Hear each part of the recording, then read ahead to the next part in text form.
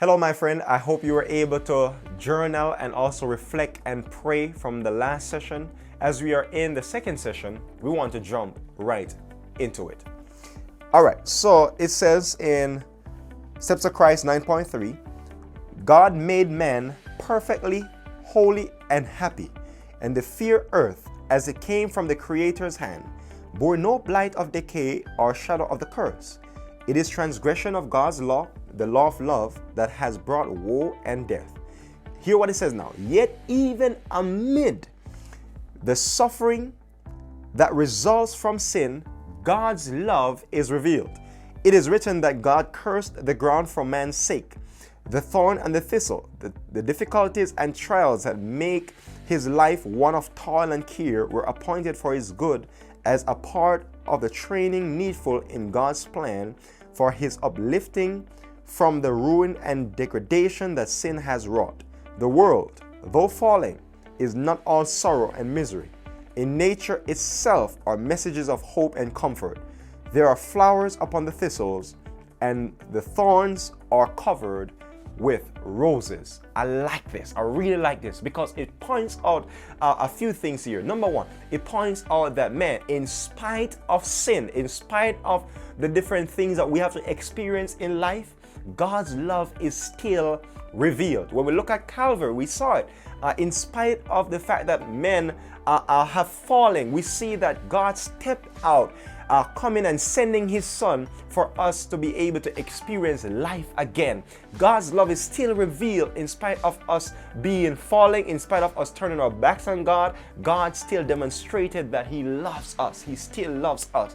In spite of the things that you have even been through, the hardship, the suffering. Maybe you had to work 2 jobs. Maybe you had to go to school and work at the same time. Maybe you had to go to the hospital to visit your family member. Maybe you had to take out a loan to be able to get through school. Maybe you had to just go through some tough times in life. But even in amidst of that, God's love is still revealed in your life. What the devil will do is that he will try to make us focus on the miseries of life. But he does not want us to focus on the beauty and the love of Jesus manifesting itself right in our lives. How is God's love being manifested in our life? If you look in nature, if you go into nature, if you ever take a walk one day, just go in nature. Go and look in where the beautiful flowers are.